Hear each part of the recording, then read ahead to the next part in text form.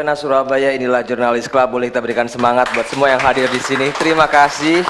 Terima kasih sudah hadir. Tentu saja kita kalau di Jurnalis Club akan berdiskusi pemirsa. Dan saya Mirsa Wardana hadir bersama dengan Anda. Kali ini kita hadir di tahun 2013 dan kita membicarakan terkait dengan permasalahan pendidikan. Dalam rentang 1 minggu terakhir, pendidikan juga naik lagi. Apa yang dibicarakan ini berhubungan dengan keputusan dari MK terkait dengan RSBI dan SBI yang dibatalkan dan tidak bisa berjalan lagi. Kemudian juga ada kurikulum baru akan jalan di tahun ini. Nah, pro dan kontranya ada tentu saja. Namun sebagaimana juga kita harus mensikapi hal ini, bagaimana arah dari pendidikan tahun 2013 kita akan diskusikan bersama-sama. Hari ini kita mengundang dari berbagai macam kalangan. Akan sangat indah sekali kalau kepala dinasnya hadir, namun tidak berkesempatan hadir tentu saja. Cuman kita akan tanyakan satu persatu bagaimana tanggapan dari yang ada di sini terkait dengan apa yang terjadi di pendidikan kita. Dari Dinas Pendidikan cuma ada satu kayaknya ya Pak ya, betul Pak. Monggo Pak, diangkat mikrofonnya Pak. Kita diskusi sama-sama. Ini satu-satunya yang hadir ya Pak dari perwakilan Dinas Pendidikan gitu. Iya, ya. Saya dari Dinas Pendidikan, dari pengawas Dikmen Kota Pak. Surabaya. Baik, tanggapannya terkait dengan RSBI ataupun SBI ini, Surabaya kabarnya akan mempertahankan RSBI-nya atau bagaimana Pak? Iya, memang apa yang setelah diputuskan dari MK bahwa RSBI ya ini kan dibubarkan seperti itu ya. Iya. Ya. Kalau menurut saya ya, karena saya sendiri dulu 5 tahun ya untuk di sekolah yang RSBI ya di SMA Negeri 5. Di 5 ya Pak ya? Tuh. Ya, nah harapan saya apa yang telah diputuskan dari MK ini mengenai pembubaran RSBI itu saya kurang sependapat. Ya mohon maaf kurang sependapat. Karena apa? Saya kira RSBI itu adalah suatu reward sekolah untuk memotivasi sekolah. Sehingga sekolah-sekolah itu bisa berkembang, bisa maju, yang dengan acuannya adalah dari 8 standar pendidikan itu. Yeah. Dan di RSBI sendiri adalah suatu sekolah-sekolah yang dari Permen, ya, itu kan mengharapkan di kota-kota, kabupaten kota itu paling tidak ada satu sekolah-sekolah yang unggulan. Nah ini saya kira kan sangat baik sekali sehingga untuk reward. Saya kira mungkin saya lebih cenderung bahwa RSB itu diserahkan di pemerintah kota. Jadi ada otonomi begitu ya Pak ya? Ya. Tidak ikut pusat begitu ya? Ya karena apa? Sekolah-sekolah ini kan memang sudah begitu, saya pandang sudah begitu bagus. Ya, dan saya kira kalau misalnya langsung begitu dibubarkan begitu, saya kira kok menurut saya kok sangat sayang sekali. Baik. Karena sudah dirintis demikian, ya ibaratnya sudah sekolah-sekolah maju dan ini nanti bisa untuk menjadikan reward sekolah yang lain. Baik. Saya kira itu. Jadi kalau dalam hal ini positioningnya kalau Bapak pribadi menyayangkan ya Pak ya? Ya menyayangkan. Tapi kalau dari dinas sendiri Pak, apakah ada upaya untuk mempertahankan paling tidak bentukannya saja, tapi bukan namanya. Kalau RSBI kan sudah jelas tidak bisa menggunakan nama RSBI begitu. Iya, saya dari Dinas Pendidikan mungkin tidak bisa menyampaikan seperti itu karena ada yang berwenang adalah Bapak Kepala Dinas dan mungkin dari Wali Kota. Baik. Ya, kalau itu tadi secara pribadi saya sebagai pribadi dan sebagai pengawas di Pendidikan Kota Surabaya. Tapi kalau dari pandangan atau respon langsung dari Pak Kepala Dinas bagaimana Pak? So far begitu kan beliau ini tidak hadir nih kalau ini kan mungkin. Iya, kalau mungkin sepintas respon dari Bapak Kepala Dinas sendiri ya kelihatannya memang ya menyayangkan. Ya karena apa? Apalagi di Surabaya. Di Surabaya ini kan sudah banyak sekolah-sekolah RSBI yang berkualitas. Saya waktu di SMA 5 ya pada waktu validasi RSBI pernah SMA 5 itu nilai tertinggi se-Indonesia. Dan banyak hasil-hasilnya para siswa ini sampai menjuarai ya lomba Olimpiade Sains sampai tingkat dunia, banyak kejuaraan-kejuaraan, termasuk kejuaraan-kejuaraan tingkat nasional. Ini karena apa? Ya termasuk reward dari RSBI itu. Baik, Pak, jadi tidak ada istilah kastanisasi dalam sistem RSBI yang selama ini ada atau Bapak melihatnya bagaimana kalau selama berjalan di SMA 5 beberapa waktu yang lalu yang Bapak ketahui mungkin secara langsung? Iya, ya itu memang kalau menurut saya itu tidak seperti itu. Ya saya kira memang RSBI ini kan sekolah unggulan. Untuk siswa masuk ke sana tentunya kan memang benar ada penyaringan-penyaringan. Penyaringan itu kan merupakan hukum alam ya. Dan kita semuanya nanti kan hidup ini kan serba saringan ya, mau ke akhirat pun ada saringan. Kecuali mungkin ini masuk RSBI itu pilihan-pilihan, tapi ini kan dengan cara tes ya, benar-benar disaring dengan valid mengenai pada waktu PSB. Saringannya bentukannya seperti apa, Pak? Ya, waktu di Surabaya ini kan ada tes RSBI, ya, ada tes dan ada juga menggunakan Danem. Terus kalau sudah masuk begitu Pak ya, tidak ada biaya tambahan lagi yang harus dikenakan siswa? Karena ketentuannya seperti itu dari Perwali, memang tidak boleh sekolah-sekolah itu sudah melakukan penarikan dana untuk menarik ke orang tua atau ke siswa. Nggak ada sama sekali ya Pak ya? Nggak ada. Di SMA 5 pun tidak ada ya? Ya pada waktu itu nggak ada. Pada waktu sekarang? Saya tidak tahu kalau waktu sekarang. Baik. Ya, saya pikir kalau Bapak pengawas mungkin tahu begitu kan. Jadi saya ingin tanyakan begitu. Baik, saya ingin menanyakan ada beberapa poin yang tadi disebutkan bahwasanya itu adalah merupakan reward begitu ya. Yeah. Reward untuk mereka yang sudah cukup oke secara prestasi begitu ya. Akademis ya Pak ya, berarti prestasi akademis ya ini ya. Prestasi akademis. Kalau seni gitu misalkan saya adalah saya cuma menggali sebagai orang awam nih Pak. Saya misalnya adalah juara menyanyi begitu. Apakah saya bisa masuk RSBI Pak? Ya, atau saya atlet gitu, saya juara tenis meja se-Indonesia misalnya, apakah saya bisa masuk RSBI? Ya saya kira itu kalau misalnya anak prestasi sampai tingkat nasional itu kan ada wadahnya. Ya. Pertanyaannya apakah bisa atau tidak Pak? Ya saya kira dia bisa saja masuk asal akademisnya bisa mengikuti. Oh baik, berarti asal akademisnya bisa mengikuti. Pak Sulis kenapa ketawa Pak? Saya boleh di-sharekan mungkin, saya melihat ada respon langsung. Monggo Pak Sulis. Begini, saya tidak bicara dulu praktek di Surabaya. Tetapi kalau kita membaca tentang undang-undangnya, pasal 50 ayat 3 itu, kemudian turunannya adalah Permendiknas, terus ada turunannya lagi panduan penyelenggaraan RSBI, gitu ya. Kemudian berikutnya adalah keputusan dari MK. Amar putusannya MK itu hanya 2 halaman.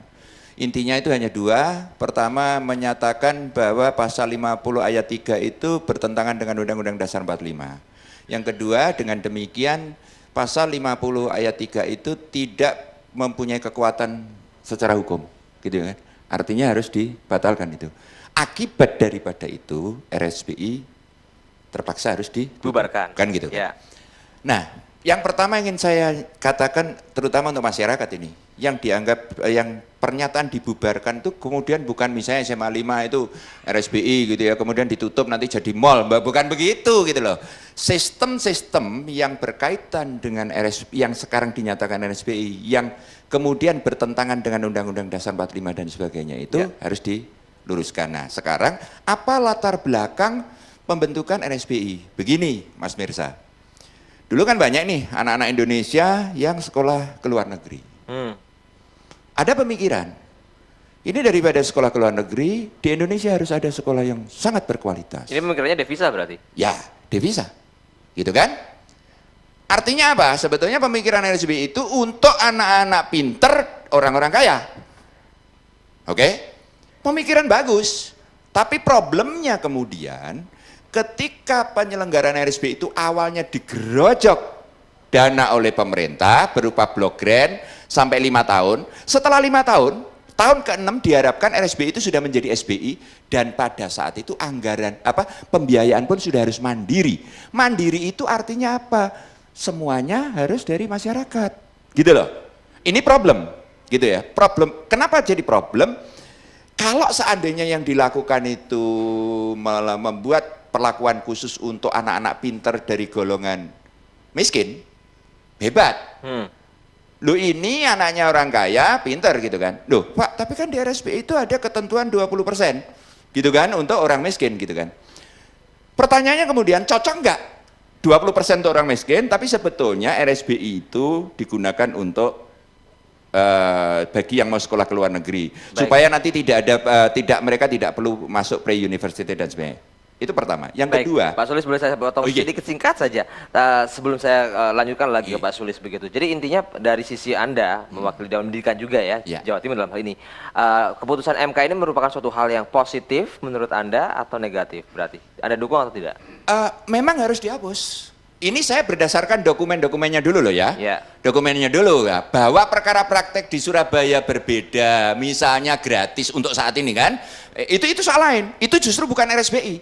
Karena RSBI itu pada akhirnya biaya itu harus mandiri gitu. Itu coba Kalau dilihat dari tujuannya adalah panduan itu. devisa ya. Gitu ya. Baik. Terus yang kedua begini. Pak, saya boleh pinjamkan Iya, dulu ke monggo, Pak Saudi, Pak. Saya ingin tanya ke Pak Saudi tadi, ada beberapa kerlingan alis kayaknya, ada poin-poin yang setuju dan tidak setuju. Dari dua yang sudah share, Pak Saudi, tentang RSBI ini. RSBI dulu, walaupun isunya di awal pendidikan ini banyak sekali, tapi kita mulai dari RSBI, Pak. Bagaimana, Pak? Jadi sebenarnya begini ya, kalau saya melihat bahwa RSBI itu satu perkembangan pendidikan cukup positif sebenarnya. Dan saya nggak sepakat kalau itu untuk orang kaya ya. Semestinya, Pak? Atau Bukan, memang bukan. pada prakteknya Saya tidak bagaimana? sepakat itu. Baik. Artinya bahwa RSBI itu adalah untuk warga negara Indonesia secara keseluruhan. Baik itu yang kaya maupun yang miskin. Asalkan memang dalam sisi akademis itu harus memenuhi syarat. Itu persoalan. Nah, persoalannya adalah bahwa di lapangan ini sistem yang harusnya memperhatikan semua warga itu ternyata di kotak-kotak. Oleh siapa, Pak? Ya, oleh oknum ya. Oleh oknum kalau boleh saya katakan. Berarti pelaksana di lapangannya ya, Pak Iya. ya? Baik. Artinya begini, sesungguhnya kalau dilaksanakan secara fair sesuai dengan sistem pendidikan yang ada, itu tidak harus bahwa warga orang yang kaya yang masuk SBI, tidak harus itu sebenarnya. Karena di sana bahwa pemerintah daerah itu berkewajiban sesungguhnya bagaimana mengelola sebuah RSBI itu menjadi sebuah ikon daerah. Sebenarnya itu yang harus dilakukan. Nah, persoalannya kadang-kadang ini cuci tangan. Siapa, Pak, yang cuci tangan, Pak? Ya mungkin pemerintah daerah, ya ataupun kalau memberikan dana tidak terlalu besar. Nah, dana ini yang kurang ini yang dimanfaatkan oleh oleh oknum ya, kalau saya katakan ya, Bapak bukan oknum ya. Mereka memanfaatkan itu untuk menarik dana sebesar-besarnya Baik, ini dengan kepada cara masyarakat gitu. kepada masyarakat, Iya. orang tua siswa ya. Jadi Iya, ada pada orang aja tua begitu siswa. yang ditarik begitu. Iya, sehingga pada posisi seperti itu, kemudian orang yang nggak mampu, meskipun dia pinter takut, loh aku lihat masuk nanti itu akan ditarik dana besar. Nah, ketakutan inilah akhirnya menjadi sebuah paradigma bahwa SBI itu adalah untuk orang kaya. Jadi kalau kemudian kasus ini kemudian muncul, kemudian menjadi diskriminatif, nah wajar kalau kemudian MK itu membubarkan. Dan saya sangat setuju sekali kalau dibubarkan juga. Kalau praktek seperti itu muncul, dan itu banyak di mana-mana. Saya baca kabar banyak sekolah-sekolah yang saya kepingin melaksanakan seperti RSBI, terus menerus menarik dana. Nah ini kalau itu seperti itu kan korupsi jadinya. Baik. Dan kenapa saat seperti kemarin-kemarin ya sekian tahun itu perlu dana besar? Karena memang inputnya itu membutuhkan dana besar. Jadi mulai dari sarana prasarana, ya mulai dari gurunya, mulai dari bagaimana meningkatkan kualitas kurikulumnya dan sebagainya, itu butuh dana yang besar. Dan itu seharusnya memang harusnya pemerintah daerah yang berwenang untuk berkewajiban untuk memenuhi dana itu sebanyak-banyaknya, bukan pada masyarakat penuh gitu. Nah, jadi kalau misalnya pemerintah daerah tidak sanggup untuk itu, berarti kalau ini dibubarkan ya memang semestinya begitu Pak, ya, Pak? Iya, jadi kalau semua bangunan pada masyarakat akhirnya seperti ini. Baik. Jadi saya itu aja sebenarnya yang ingin saya sampaikan. Terima Baik. kasih. Berarti ini tidak apa-apa ya, Pak? Kalau menurut Bapak ya? Dibubarkan. Baik. Saya ke Pak Isa. Pak Isa ada di sana, ada ke mikrofon Pak Isa? Oke, boleh kita berikan mikrofon dari Pak Isa. Bagaimana, Pak? Ya, terima kasih. Pertama kali saya ingin mengucapkan berduka cita Atas meninggalnya niatan unggul di negeri ini yang kemudian dipasung oleh MK. siapa Pak yang memasung, Pak? MK. MK. Baik. Berarti Bapak yang termasuk tidak setuju ini dibubarkan begitu ya? Ya, saya membayangkan nasibnya RSP ini kayak CN 235 dulu. Jadi ketika Habibie Pesawatnya ya itu udah jalan begitu. ingin bersaing dengan negara-negara besar dan negara-negara maju, dia ciptaan CN 235. Lalu diprotes oleh bangsa sendiri, padahal itu ada kepentingan asing di sana. Negara-negara yang memproduksi pesawat itu tidak ingin disaingi oleh Indonesia. Sama saya melihat seperti sekolah RSBI yang dipaksa dibubarkan karena asumsi-asumsi yang bersifat deduksi. Jadi ada kasus umum, yang itu sebetulnya malpraktek dari pelaksanaan sekolah unggul, sekolah LSBI, tetapi tidak pernah melihat kasus di Surabaya bahwa yang disebut RSBI itu tidak seperti yang diduga oleh kebanyakan yang ada diskriminasi, kemudian orang miskin tidak boleh masuk, kemudian macam-macam lah di sana. Jadi menurut Anda di Surabaya contoh-contoh itu tidak terjadi. Contoh-contoh itu tidak terjadi di Surabaya dan contoh-contoh itu diciptakan untuk memang menghapuskan RSBI begitu atau bagaimana? Nah, artinya contoh-contoh yang dibangun itu kan contoh-contoh kasus Ya. yang kemudian itu jadi rujukan bahwa RSBI itu seperti ini. Padahal ada kasus lain yang tidak dilihat oleh MK. Saya melihat pernyataan Pak Akil Mokhtar dan Pak Mahfud itu kan justru berbeda kan. Nah, dan perbedaan ini saya melihat menurut saya ini ketidakakuratan data kan. Mestinya kalau ada kasus umum yang seperti ini kita lihat kasus khusus. Ada kasus khusus yang disebut RSBI dan itu tidak bermasalah. Kenapa ini tidak dijadikan rujukan yang kemudian itu memperbaiki yang kasus-kasus umum yang salah ini kan seperti itu. Baik, tadi kalau Pak Haryono menyebutkan bahwasanya ini memang reward ya Pak ya, reward untuk mereka yang sudah berusaha keras dalam prestasi. Unggulannya kalau dari SMA 5 sebelumnya sempat menjadi juara di Olimpiade Sains misalnya, atau apapun juga begitu. Kalau dari Pak Isa, data yang Pak Isa kolek begitu, keunggulan RSBI apa Pak? Ya, saya melihat begini, sekolah RSBI itu kan sebetulnya tidak didikotomikan sekolah yang harus berpengantar bahasa asing sama seperti itu. Tapi ada nilai-nilai keunggulan, nilai-nilai budaya internasional yang mesti harus dikembangkan di sana. Seperti kedisiplinan, menghargai etos kerja, itu dikembangkan di sana. Bahwa kemudian di lapangan ada yang menggunakan bahasa Inggris, harus Cambridge misalnya seperti itu bagian malpraktek dari RSBI. Baik, Mestinya yang harus dikembangkan itu yang ini kan begitu.